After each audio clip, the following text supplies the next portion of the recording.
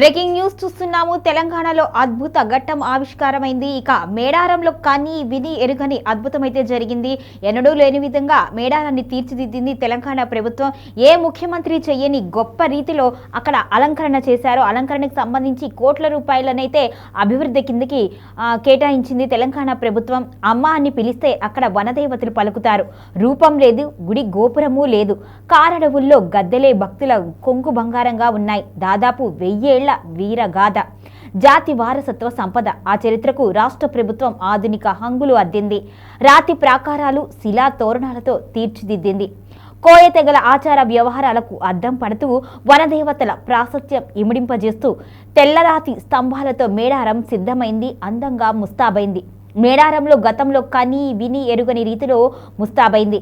1000 ఏళ్ల చరిత్రను తెలిపేలా ఘట్టాలను ఆవిష్కరించే చిత్రాలు,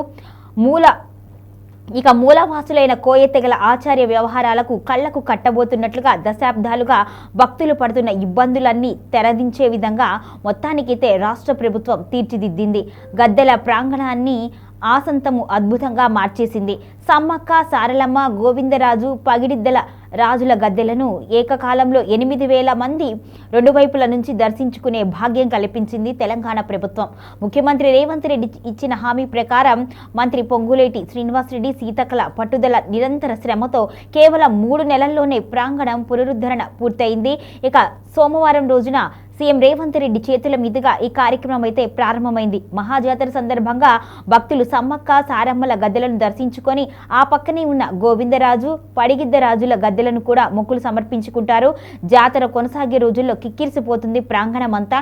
ఇక భక్తుల రద్దీ వర్షాలను తట్టుకునే విధంగా గతంలో మేడారంకి వచ్చిన సీఎం రేవంత్ రెడ్డి ఇచ్చిన హామీ మేరకు అక్కడ స్వల్పకాలిక ప్రణాళికతో మేడారం ప్రాంగణం పునరుద్ధరణ పనులనైతే చేయించారు. మొత్తానికైతే విద్యుత్ దీప అలంకరణలు, ఇక స్తంభాలతో, రాతి స్తంభాలతో కళకళలాడుతూ ఉంటుంది. సమ్మక్క సారలమ్మ వీరగాథను తెలియజేస్తూ కూడా అక్కడ రాతి శిలా ఫలకాలనైతే ఏర్పాటు చేశారు. అంతకుముందు ఏ ముఖ్యమంత్రి చేయని పని, తెలంగాణ ఆవిర్భవించిన తర్వాత కూడా జరగని పనులన్నింటినీ కూడా రేవంత్ రెడ్డి సర్కార్ పూర్తి చేసింది. ఇక తెలంగాణ చరిత్రలో గుర్తుండిపోయే విధంగా అక్కడ ముస్తాబులైతే చేసింది తెలంగాణ ప్రభుత్వం.